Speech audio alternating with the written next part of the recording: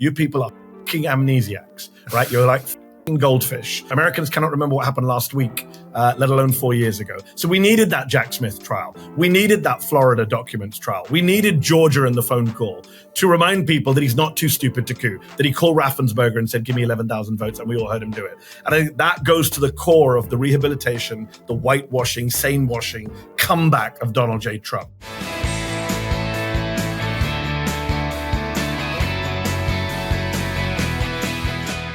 Hello and welcome to the Bulwark Podcast. I'm your host, Tim Miller. I'm delighted to be here today with the editor-in-chief of the new media company, Zeteo. He was host of the Mehdi Hasan show on MSNBC. His books include Win Every Argument. It's Mehdi Hasan. How you doing, man? Hello, Tim. Thanks for having me.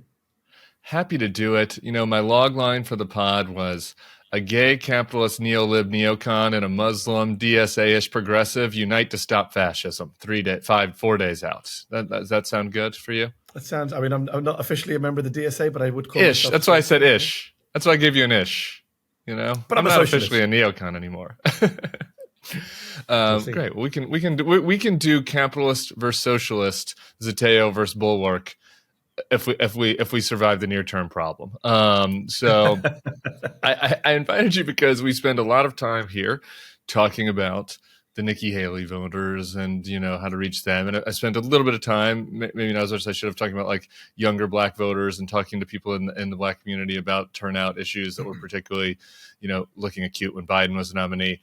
I've spent almost no time talking about the challenges that Harris may or may not have with progressive voters. So I wanted to do that with you before the election. But before we get to that, it is the Bulwark Podcast. And Liz Cheney's in the news, so we must start with Liz Cheney. Let's listen to Donald Trump talking about her last night with Tucker Carlson. And I don't blame him for sticking with his daughter, but his daughter's a very dumb individual, very dumb. She's a radical war hawk. Let's put her with a rifle standing there with 9 barrels shooting at her, okay? Let's see how she feels about it. You know, when the guns are trained on her face. Huh. For context, he previously called for war tribunals against her. J.D. Vance was asked about that recently, I think by Jake Tapper, and was like, no, that's not serious. I don't know. Sounds pretty clear to me. What say you? I say that Donald Trump is a very violent, thin-skinned, narcissistic, insecure, petty man obsessed with personal grievances. He's obsessed with Liz Cheney and the Cheneys, obviously, for endorsing the Democrats. He's been mad about Liz Cheney since the January 6th commission. Let's not forget, Liz Cheney spent his presidential term backing Trump, right? She voted in line with Trump, I think, more than 80-90% of the time. Yeah. It's not like she had any major disagreements with him on policy. I am no fan of the Cheneys. You'll be shocked to hear, Tim Miller. But I actually you don't have a little Dick Cheney bust there in the Zeteo HQ. I don't. Weirdly, I don't. I don't. We might have to send you a present. I don't have a portrait of W and Dick on the walls of the studios. Look, I am not one of these people who's obsessed with getting former Bush administration people endorsements for the Democrats. I get why Harris has campaigned with Cheney. I personally wouldn't have done it in Michigan because it's pissed off a lot of people. I'm sure we're going to talk about that coming up. But in terms of Trump on Cheney, look, this is a man. I know it's been reported as though it's firing squad. Technically, he wasn't calling for a firing squad. You played the full context. He was talking about her being killed in battle because she's a hawk, which I don't think is any better, given, as you said, he's obsessed with her and has called for a military tribunal. And given we live in a world where if a Democrat had said even anything vaguely similar about any member of the modern Republican Party, people would have lost their minds, right? There are people running around on Halloween dressed up as garbage because of Joe Biden. So the idea that he can get away, and by the way, to put it in wider context, and before we came on air, Tim, I just had a quick look at the New York Times website. The story is about 15 stories down on the New York Times homepage. The Washington Post has it a little bit higher up. But by talking about Cheney, they're ignoring the fact that he also said that Kamala Harris is a sleazebag and Joe Biden is a stupid bastard. Like, this is the wider context of nonstop abuse, including threats, which, where is the GOP civility police now? I don't see it anywheres. And yeah, the violence is nonstop. The fact that this guy dreams about inflicting violence on his opponents should worry us, separate to the politics, just the psychology of it. Yeah, and let's even widen the aperture out from that. Like the interviews with Tucker Carlson. Again, we're 5 days to the election. That's who he's giving access to. That is who spoke at his Madison Square Garden closing Independent argument. journalist Tucker Carlson, Tim, I think you should refer to him as. Yeah, exactly. But I mean, it is important to think about, like, this is who he's choosing to platform, to sit with in these final days. Tucker Carlson, someone that was advancing, Holocaust revisionist theory, I guess would maybe be the best way that you could describe it, most generous way you could describe it. Yep. Yesterday he was talking about how he was attacked by a demon in his own bed, and that is a part of his rationale for pivoting to more Christian nationalism. I will note an irony that on text, back during the Dominion lawsuit, he said that Donald Trump was a demonic force. So it is. Yes. There could be like a through line there where Donald Trump was one that attacked him in his bed, but I don't know if that's what he meant. And advance all kinds of horrible conspiracy theories. We could go down the whole list of Tucker Carlson's ills, but like, again, when you just think about the imbalance, right? Like there is not really a Tucker Carlson figure on the left, but like, could you imagine, Kamala Harris sitting down with some like far left conspiracy theorist, and what the reaction would be like on Fox? It'd be wall to wall. I mean, so there's been like this inuring to this, right? Where you're like, Liz Cheney's the 15th story down, and it's bad enough, but look at all the other stuff that was part of that same event that doesn't even get noticed. That is key, Tim, and you and I are among those people who've spent the last 9 years screaming this from the rooftops, which is that they have mastered the art of what Steve Bannon called flooding the zone with shit, which is whereby even you and I, as critics of Trump, cannot devote sufficient time in this conversation to going through everything that was said in this one interview or one rally in the last 24 hours. Because do we talk about Cheney and the killing of Cheney, or do we talk about stupid bastard Joe Biden, which I cannot imagine Barack Obama or John McCain in 2008 calling each other stupid bastard, and it dominating the headlines for days and weeks. But we are inured to this stuff. You just go down the list. It was only 5 days ago that there was the hate rally in New York. We've all just moved on. It was a comedian, Puerto Rico. Okay, next, garbage truck. Like, they've mastered that with days to go to the election. You simply cannot cover Trump in the way he should be covered, even those of us who are trying, and don't even get me started on the New York Times and the rest of the liberal media, which aren't even trying. All right. Well, while we're going to do a brief aside for media criticism, we should throw CNN into the mix. You visited, you were on CNN earlier this week, and one of your co-panelists. I have no recollection. You don't? Yeah. They're doing this thing now. And look, I had Caitlin Collins on the podcast a couple weeks ago. I love Caitlin. Like, Jake is a good journalist. This is not to impugn CNN broadly, but like they've now done this thing where like they have these little 5-person panels where they kind of bring on these, like, it's usually like pretty credible Democrats and like these random gadflies from MAGA world, because it's like they got to find someone who's willing to defend this stuff. And I'm not sure the value of that, but one of the outcomes of it was this clip of you and Ryan James Girdusky. Let's listen to that. If you don't want to be called Nazis, stop doing. You're called an anti-Semite more than anyone else's table. Yeah. And people would sit there and by me. I never called you an anti-Semite. I mean, I'm not sitting here saying I'm a supporter of the Palestinians. I'm used to it. I hope your beeper doesn't go off. The thing is that you just say I should die. You should not. No, did you just say I should be killed? No, I did not say that. No, I did not say that. Hold on. Did your guest just say I should be killed on live TV? I said I hope you don't. Let me just stop. You said you hope my beeper doesn't go off. Because you said I'm a big supporter right now. Of the Palestinians. Hamas? Guys, let me Guys. I mean, I guess I'll give the broader context after, but first, like, what was your reaction? Like, what was that like? That was one of the most insane moments in my media career. And I talked about this yesterday on my show on Zateo, that I have debated, Tim, as you know, with some weird people from around the world. I have debated MAGA folks. I've debated far-right Israelis. I've interviewed spokespersons for Hamas.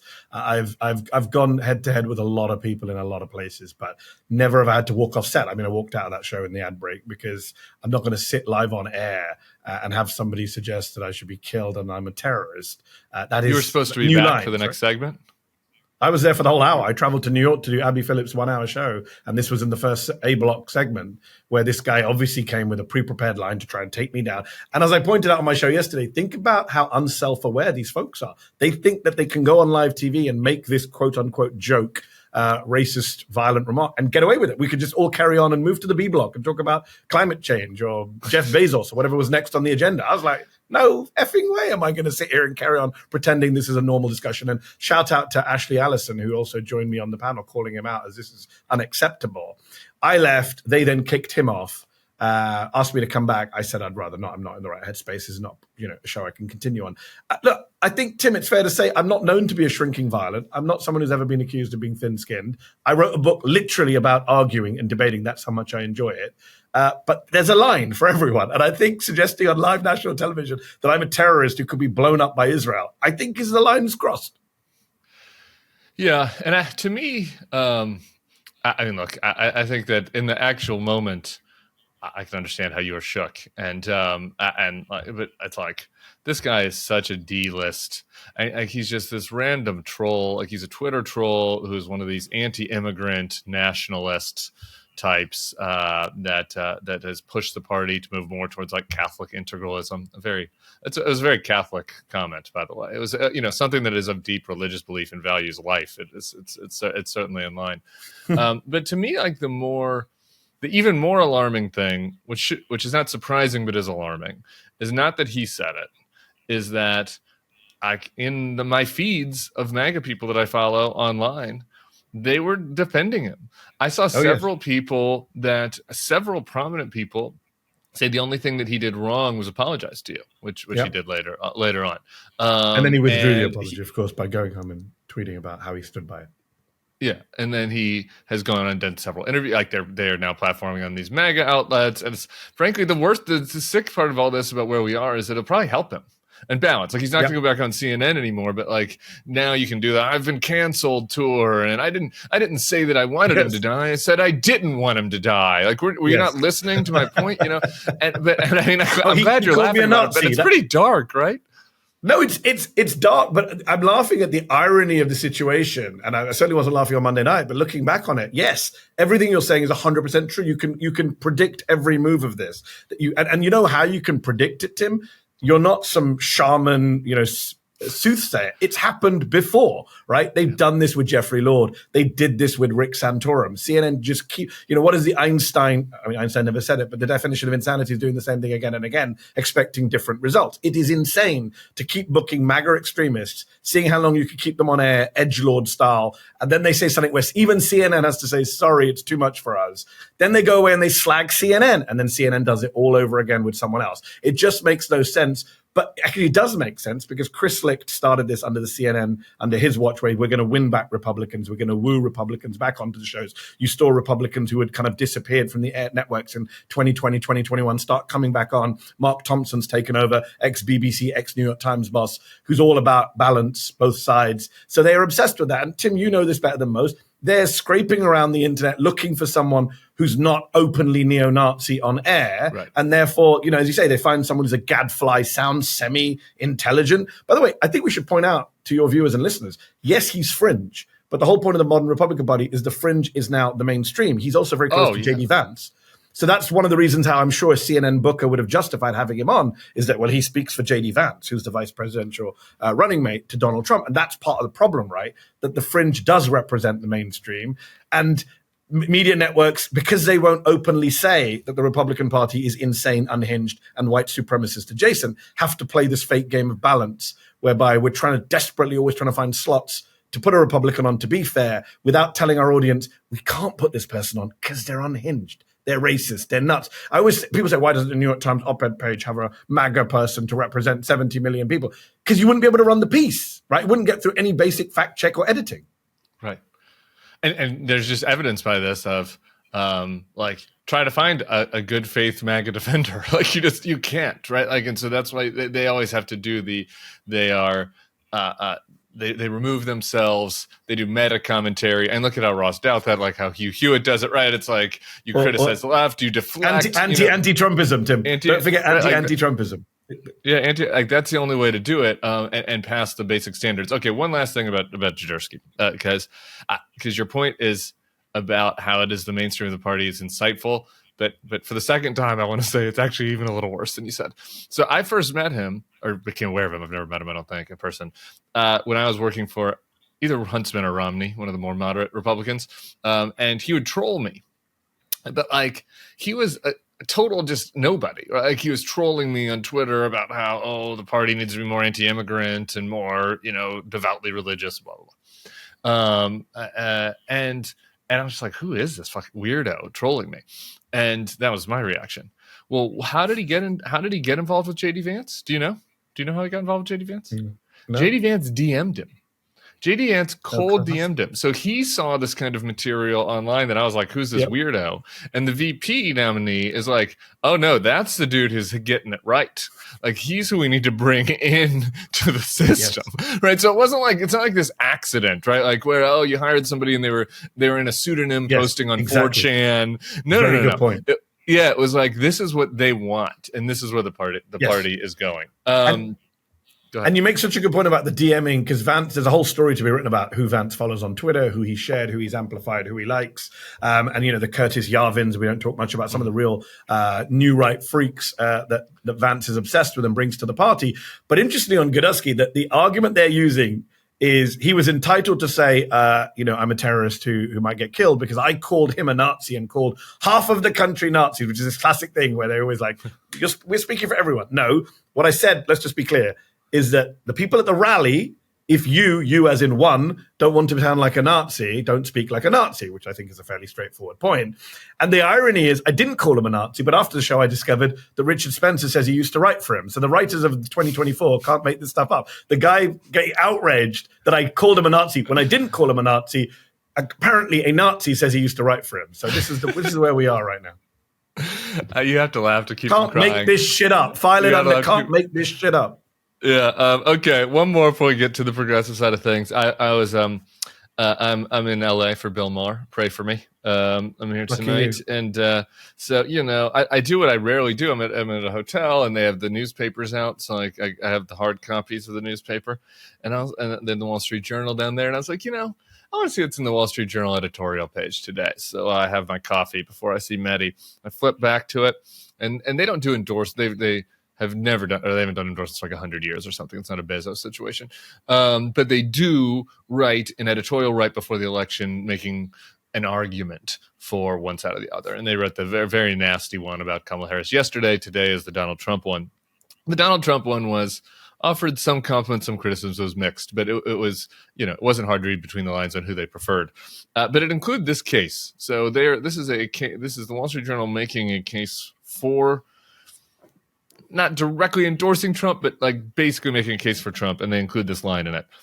Mr. Trump was too undisciplined and his attention span too short to stay on message, much less stage a coup. So like that is where these guys are. Like that is where the enablers are, right? That they're like, that JD Vance and Trump are going out there with Tucker and Girdusky, and they're like, these are our people. And over here, the respectable, educated Republicans are like, too stupid to coup. Too stupid to coup, Trump 2024. I mean, like that is the thing, I guess I come to you with your win every argument hat on. Like, how do you break that? Like, how do you break that? How do you get like the people that are listening to that argument, like shake them free of the shackles of voting for somebody they think is only not cooing because he's too stupid to pull it off? Well, I think there's two things, and they're interlinked. And I think your answer is it's too late to win that argument, Tim. I think we're speaking on Friday before the election. Yeah. I said this recently, and I'll say it again. I do believe that Trump's poll numbers and this race would look very different if he had seen the inside of a courtroom for January the 6th. I have no doubt in my mind that would have had an effect. I'm not one of these cynical nihilists. Nothing matters. Nothing would change things. Not true, right? We know that Trump's most unpopular moment since he came down that golden escalator in 2015 was the morning after January 6th. We know it's indisputable. We know the polling. We know the media coverage. We know the Republican Party's reaction. Universally visceral anti-Trump. We know his own freaking kids were texting him saying, stop this shit. Right? That's how extreme it was. And Laura Ingraham, Sean Hannity, Don Jr. were begging him to stop cooing on January the 6th. On January the 7th, 8th, 9th, Kevin McCarthy and Mitch McConnell and everyone said, this is wrong. He's to blame. So I do believe that period in modern American history was the most damaging period to Donald Trump. And the Democrats made the mistake of not picking that up on the 21st of January, appointing the worst attorney general from the Democratic side of my lifetime. And I think that is what's contributed to the Wall Street Journal doing this rewriting of history, suggesting he's too stupid to coup, when actually Jack Smith has a very long indictment explaining how there was a very clear plan, and Donald Trump was at the center of that plan and knew exactly what he was doing when he was telling his acting AG and deputy AG, just say it's a problem, we'll deal with the rest. When he was doing the fake electors, when he was trying to throw it to the House by, pressuring Pence. There was no stupidity there. And had Vice President Pence been Vice President someone else, he would have pulled it off. He wouldn't have been too stupid to coup. He would have been the evil genius who pulled it off. So I think that's fundamentally at the core of this, right? We moved on from January 6th. You have people like David Sachs, right, and Elon Musk, who called him out for January the 6th. David Sachs said he's no longer qualified to be president. Bill Ackman said he should not be president anymore, right? Piers Morgan, who I've just interviewed for my show that's going out tomorrow. Piers has said on January the 7th, he should not be allowed to be president again. He's disqualified himself. All these folks now just allowed the passage of time to go past and then go, he's fine. Look at Kamala Harris. Look over there. Garbage, blah, blah, blah. And that is a problem, right? We live in a country of amnesiacs, Tim. I'm an American citizen, but let me take off my American hat, put on my British immigrant hat, be an outsider for a second and say, you people are fucking amnesiacs, right? You're like fucking goldfish. You cannot remember. Americans cannot remember what happened last week, let alone 4 years ago. So we needed that Jack Smith trial. We needed that Florida documents trial. We needed Georgia and the phone call to remind people that he's not too stupid to coup, that he called Raffensperger and said, give me 11,000 votes, and we all heard him do it. And I think that goes to the core of the rehabilitation, the whitewashing, sane washing comeback of Donald J. Trump. If you had said on January 7th to even the most hardcore Republican, Donald Trump will be the candidate neck and neck in the polls the Friday before the election, they would have laughed in your face. America is for amnesiacs and amnesiacs only, Mehdi. So I'm sorry. This is why we should not have let you in, according to Stephen Miller. Sorry to be the guy who has to remind you of things. On a quick side note, I know you're doing Bill Maher tonight. I don't know if you've seen the reporting about how the National Archives now is preemptively taking out things from their exhibition about slavery and about indigenous people because they don't want to offend Republican visitors and Republican members of Congress by reminding them about the dark parts of American history. So I know Bill's a big anti-cancel culture, free speech guy. This is what the right's up to. Yeah, maybe that'll be something for us to chat over tonight. I want to show, before we get into the progressive world, particularly among progressive Arab Americans, but also progressives of kind of all stripes and their views on Harris and the war in Israel. I just want to give you one little teaser of the other side of the equation. Are you familiar with Raheem Kassam? Fellow Brit? I think unfortunately, Tim, I've been unfamiliar with him longer than you have from my UK days. Okay, great. Well, then you'll be excited for this clip. I was listening to Steve Bannon's first podcast after he got out of the clink to prepare for the press conference that I was going to question him at earlier this week, and this line that Raheem shared, this little nugget that I was like, I want to make sure Mehdi gets a chance to go off on this. So let's give that a listen. As Muslim men go, Muslim women go.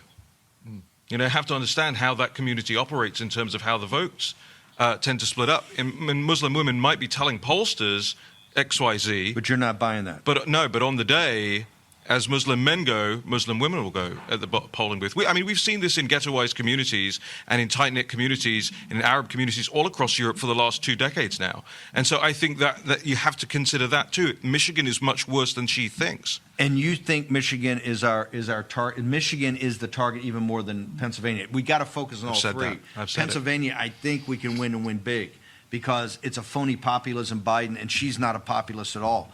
Neither is he. He comes from the credit card state. But Wisconsin's in play. But in Michigan, you can see it all coming together. What did you think about Raheem's analysis there? So Raheem Kassam knows as much about the views of the Muslim population as I know about the views of the internal views of the war room folks, right? The guy knows not. The guy disowned Islam many years ago. He's a far right freak who failed in the UK, tried to become leader of the UK Independence Party, was a literal bag carrier for Nigel Farage, was mocked universally in the UK by the media and the political elites, left the country, came to the US and tried to do well here and failed here as well. He knows nothing about Muslim communities. That's not to say that Michigan isn't in trouble, and we could talk about the fact that that's where we're going next. Certainly in trouble in Michigan. But he is a bit of a joke figure. And let's just talk about the rank Islamophobia in that comment. The idea that Muslim women do whatever their husbands tell them. It takes us back, does it not, Tim, to 2016 when a Gold Star parent, a pair of Gold Star parents stood on stage at DNC to talk about the sacrifice of their son and the Khans. And Donald Trump said, well, the wife didn't speak because that's what they do in their culture. She has to listen to her husband. She was actually very upset about her son's death that night on stage. She then wrote a very stinging Washington Post op-ed making it very clear what she thought of Donald Trump. So look, this racism and misogyny is built into MAGA. It's built into the Trump movement. We know that. Having said that, unfortunately, and this is where I'm stuck the Friday before the election, is that Donald Trump and the MAGA folks, Tim, I don't know if you're noticing, are running a very, very strong, disingenuous, dishonest, shameless, cynical, hypocritical, but very strong campaign to try and win over some Muslim and Arab American voters in Michigan. And they're able to do that because Democrats left that lane wide open. Thank you for mentioning Khizr Khan. I had a chance to meet him at a debate a couple months ago, and what a nice man and an honorable man, and good for him that he had spoke out. I wish that the country had done him better in 2016. When the polls close, it could be days or even weeks before we know the final results. But the guys over at Pod Save America have you covered with all the election content you'll need until then. Pod Save America is diving deep into the latest on every race and breaking down the legal challenges that may come our way to keep you informed, up to date, and sane until the race is called. Don't miss an episode. Subscribe to Pod Save America wherever you get your podcasts and on YouTube. Hey, y'all, if you love this podcast and want to listen to all Bulwark podcasts ad-free, join Bulwark Plus today. You can click the link in this description. You'll get the best politics newsletters in the business, and you can become a Bulwark Plus member right now. We'd appreciate it.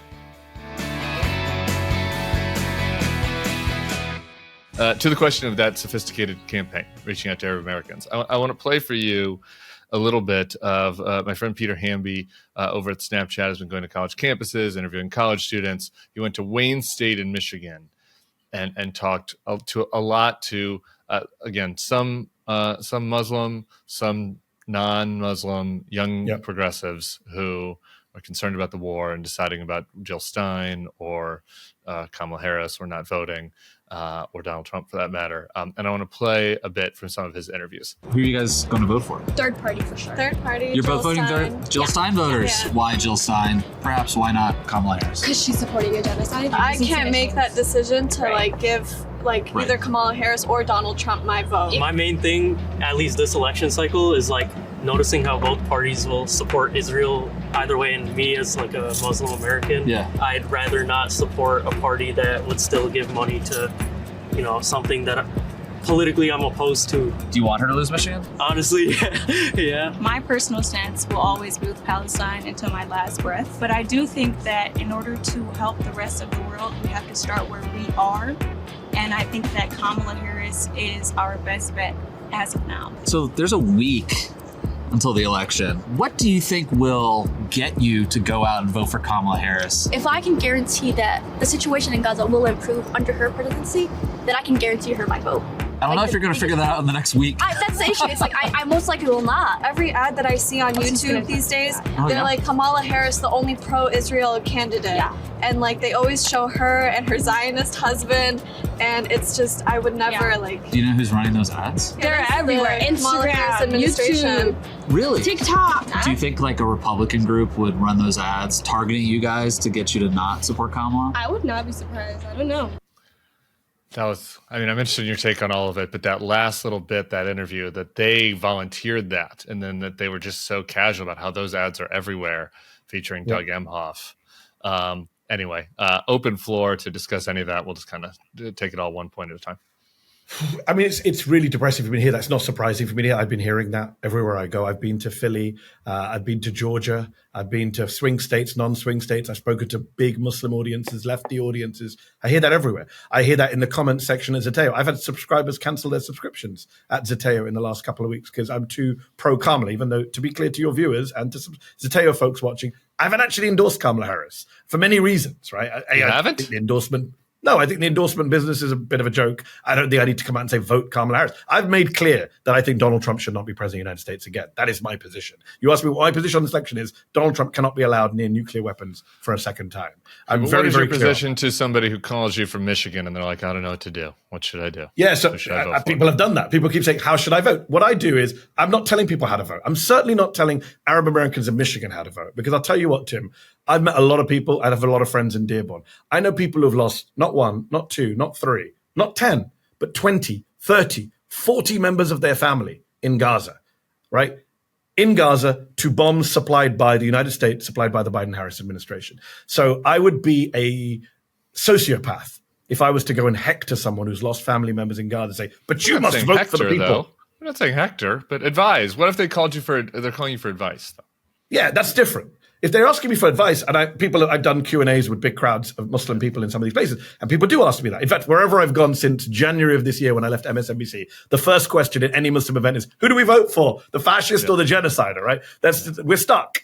And a lot of people say neither of them, Jill Stein, which I think is a bad move in a swing state. If you're not in a swing state, by the way, Tim, again, sorry to be like the guy who's come to the United States 10 years ago and be like, do you guys not teach civics in school? Like, nobody understands how the elections works here. I have to go around and like do the whole thing again and be like, because there's an electoral college. If you live in Texas, nobody cares how you vote. If you live in California, do whatever the hell you want, right? Texas is borderline. You should vote for Kamala in Texas. I'm just saying if you're less, okay. but all right, let me take it. Let me rephrase it. If you're in Alabama or Mississippi or California or Massachusetts, do whatever the hell you want, right? Yeah. Certainly in Texas, Ted Cruz should be on your target list, but to take from the Senate. But my point being, right, if you're in a safe state in this ridiculous electoral college that we have in this country, do whatever the hell you want. If you're in a swing state, Donald Trump says it very openly that Jill Stein, I love her, she takes them all from the other side. Those are Trump's words. I just point them out. Trump says Jill Stein is very good for him. The Green parties, by the way, of Europe, Tim, the day we're speaking, put out a joint statement, all of the Green parties in Europe, saying, please, Jill Stein, step aside and let Harris win. Right? It's too important election. Trump is too dangerous. Interesting. Green parties were actually in government in Europe, who are serious forces in Europe, unlike our own Green Party. But I'll come to the Green Party in a moment. Just on this kind of, you said, somebody calls you from Michigan. What I would say is I would lay out the choice. The problem that we're getting, Tim, is because people are understandably angry and upset about what Biden and Harris have done this year and their refusal to budge, right? Everyone gave Harris a pass in July. Tim, I was in Muslim WhatsApp groups where people were like, all right, let's give her a chance. You know, fresh face, new person, VP. She didn't sit behind Netanyahu in Congress. This could be a change. Right. And then the DNC happened, and the Palestinian American was denied a spot on the stage, and they bragged about it. And then she said, her people went out of their way to say it was insane. They could have had a hijab-wearing Palestinian American Democratic lawmaker from a swing state of Georgia on primetime endorse Harris, but they didn't do it because they were so worried about the left. Madness. Then she went out of her way to say no change in policy. She went on The View and Sunny said, any change with Biden? Anything you'd have done differently? Nothing I would have done differently from Biden. So this insanity upon insanity really pissed a lot of people off, understandably. So what I say to people is, I get your anger at Biden and Harris. I share it. I am outraged at what our government has done in our name with our taxes to kill 16,000 kids in Gaza. What I want people to remember, it's a choice, right? If this was a referendum, on Tuesday, if this was a Brexit referendum, we're going, do you like Harris or not like Harris? Do you think she ran a good campaign or not? I'm in the negative. I'd say, no, I'm not a fan of what she said. I'm not a fan of her campaign. I disapprove of Kamala Harris because she won't switch on Gaza. Big issue for me. It is not a referendum.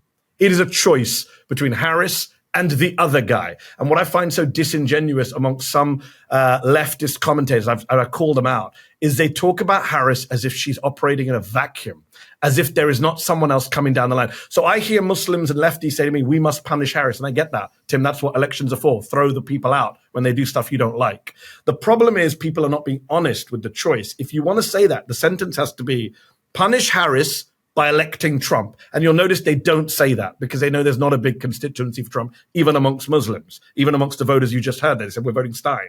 And I think Jill Stein also does this disingenuous thing where she's like, you don't have to vote for either of them. Vote for me and keep your hands clean, which is bullshit. There are no clean hands in this election, especially in a swing state. So this is my problem right now. You go back to your question. I don't have a good answer for someone who rings me from Michigan. I say, all I can do is offer up the evidence I have. I did a video on my show last week saying, here's what Donald Trump thinks about Palestine. Because Trump has got a pass, right? Because everyone's so understandably focused on the incumbents who are sending weapons right now to Gaza, it's easy for people to say, well, we don't know what Trump would be like. Well, maybe Trump wouldn't be as bad as Biden Harris. Well, can you get worse than a genocide? And I'm the guy saying, yeah, it can get worse. It can always get worse. 80% of Muslims voted for George Bush in 2000 thinking, well, it can't be worse than Gore and Lieberman. And George W. Bush gave us 1 million dead Iraqis. So again, amnesia. I'm the guy who has to remind people of what happened 24 years ago. And I didn't even live in the US then. So I think the big issue now is laying out the choice. That is what I have been doing. I, as a journalist, will lay out the choice. I can say why I think Donald Trump is an existential threat to the United States, why I think he's an existential threat to Muslims. I interviewed a Michigan imam who endorsed Trump on my show this week.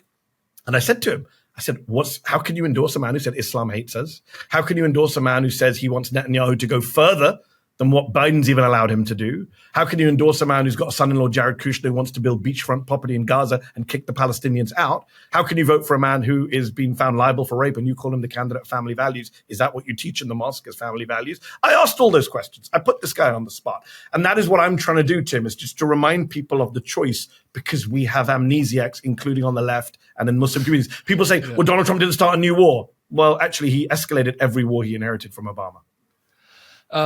Okay, so I hear that. I guess I want to get into the politics of it, but just on the choice, I don't see it as hard of a choice as you're kind of making it out to be. I mean, I think about a conversation I had with Dan Savage, right, who is a gay sex advice columnist. We're not. He's a little bit older than me, and he has a little more credibility on this as being a lifelong liberal.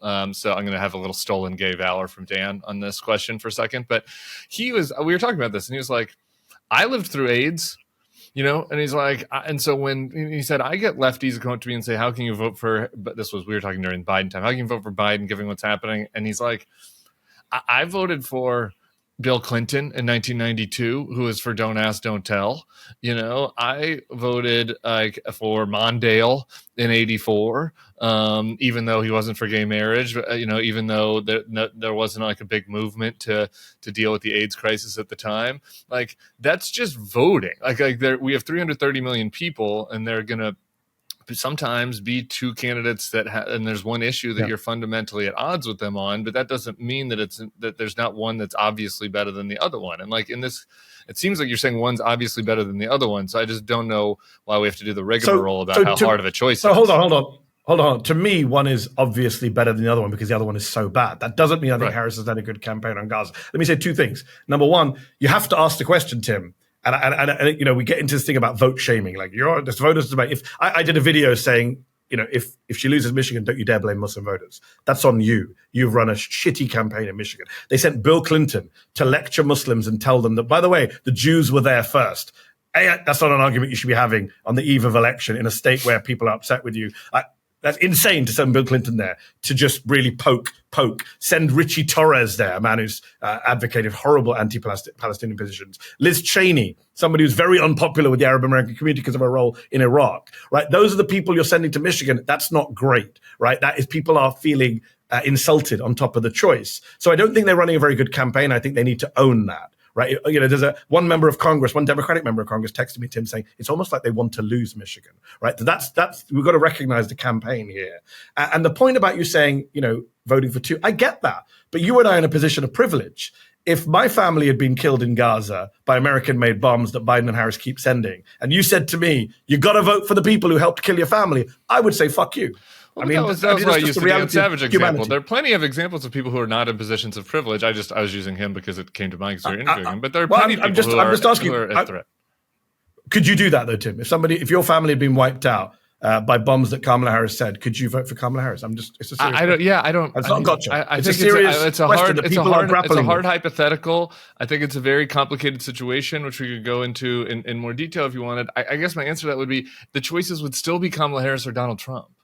And it isn't a close choice. I get it, but they'll say the choice is we're going to stay at home. Or if it was like Kamala Harris or this is easy for me because I'm a former Republican, but you flip it, right? But Tim, hold on, Tim, you and I get that because we spent 8 years following Donald Trump. Average voters do not do that, right? Average voters say stuff like, they've been Donald alive. Trump, they can watch through YouTube. Come on, Tim. He started with the Muslim ban. His first thing was there were Arab Americans. Oh, hold on. Let me jump in here. Do you know what? In airport cells. Yes, it was the first thing he did. Tim, that's the worst argument you can make. Do you know what someone will say to you in Dearborn if you say Muslim ban? They'll say, I prefer a Muslim ban to being genocided. That's what they'll say to you. So the only argument that works is to say, he'll be worse. You don't think Trump I agree with you, Tim. Bibi's side? This is just crazy. But that's what I'm saying. It's all of these arguments. Don't shoot the messenger. Don't shoot the messenger. I agree with you.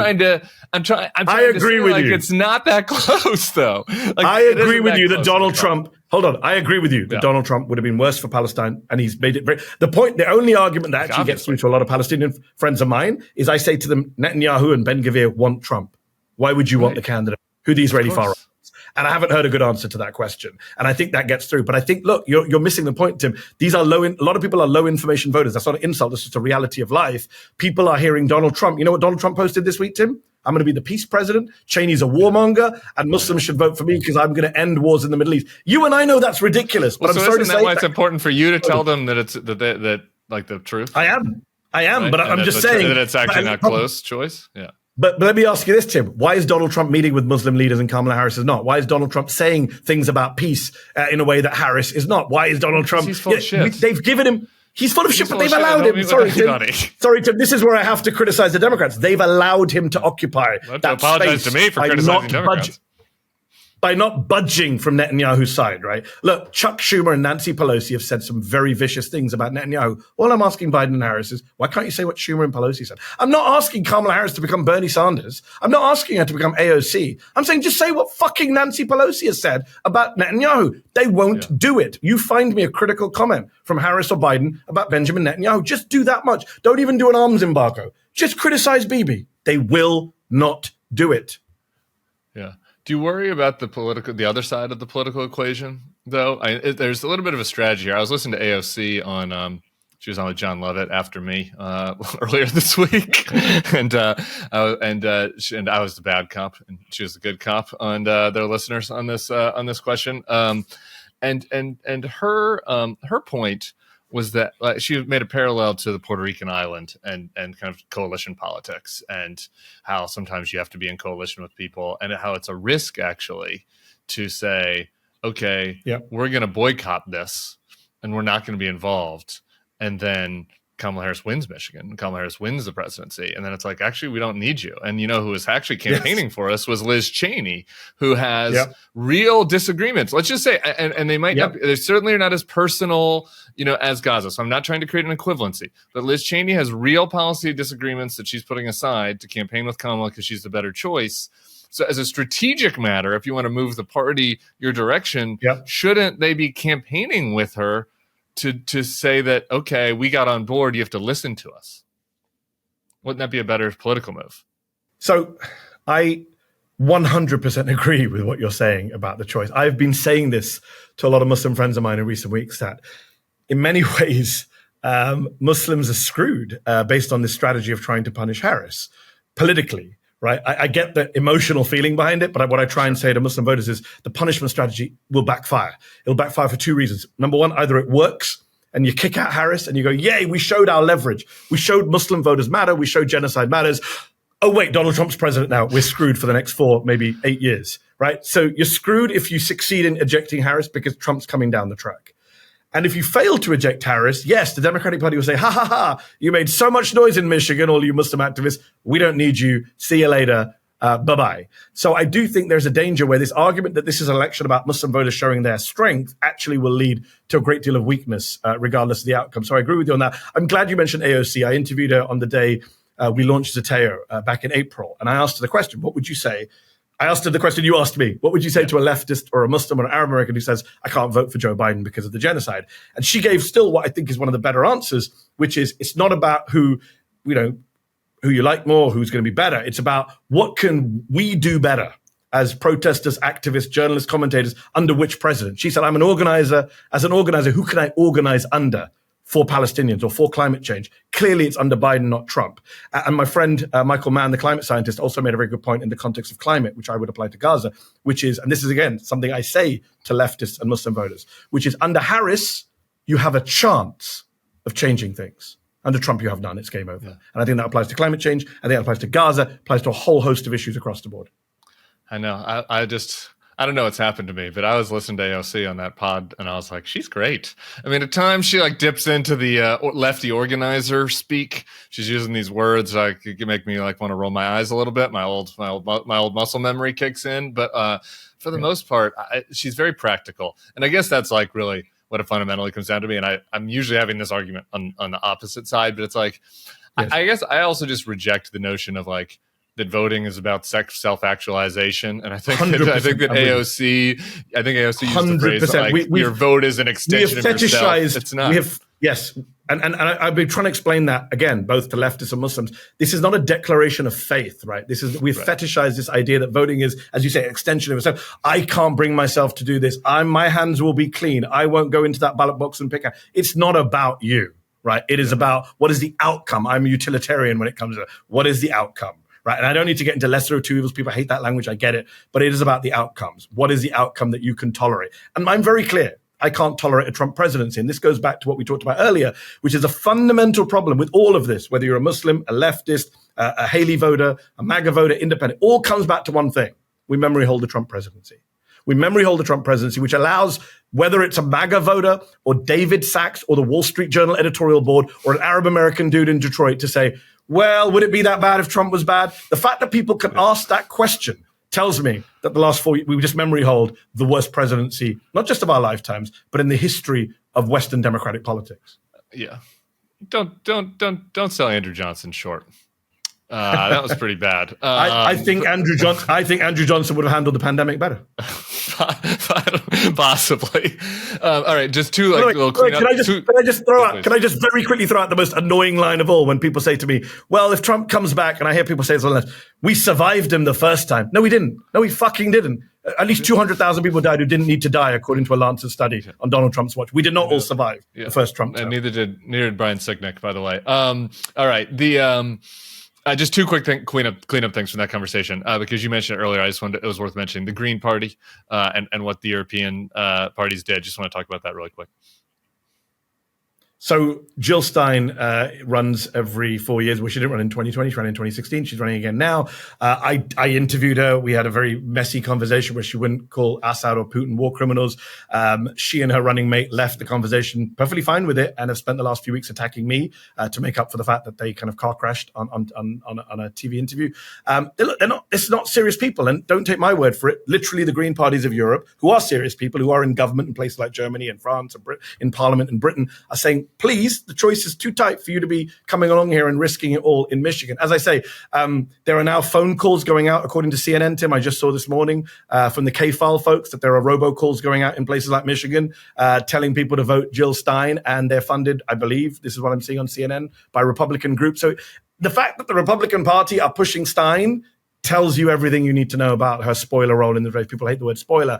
And I just think, look, I'm all for the Green Party's goals, right? If I leave, Tim, when I read the Green Party website, I'm a left. I love it. I'm like, yeah. That's me. Love it, right?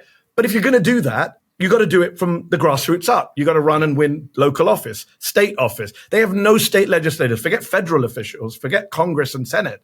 Where's the governors? Where are the mayors? Right? Like, work to build your party. Don't just turn up every 4 years and go, make me president. Right? It's insane. Right? You have to do the work in between elections. I don't know who referred to Jill Stein as a cicada who turns up every 4 years, to be annoying. But this. Like I said, I share the goals. I share the policy platforms. Right. But this is not a serious campaign. This is just simply a spoiler attempt that will bring Donald Trump back to the White House. And he said the European Green parties have all said not to support her. Yes. They put that out. Okay. One last thing on this. In the very end of the Hamby clip, they talked about how all those ads show Kamala's Zionist husband, Doug. There have been some anti-Semitic attacks on the vice president's husband. I think the preponderance of them from Republican cutouts, but also some from leftists. I just wanted to give you a chance to talk about that since that was in the clip. So the interesting nature. So we should be clear to people who aren't following this. As Peter Hamby pointed out, a lot of these ads that are going out in Michigan, what the Republicans are doing, which is a reminder of how cynical and nihilistic your old party is, Tim, is that they're putting ads out at the same time to Jewish areas saying, hey guys, Kamala Harris is pro-Palestinian leftist radical who doesn't support Israel.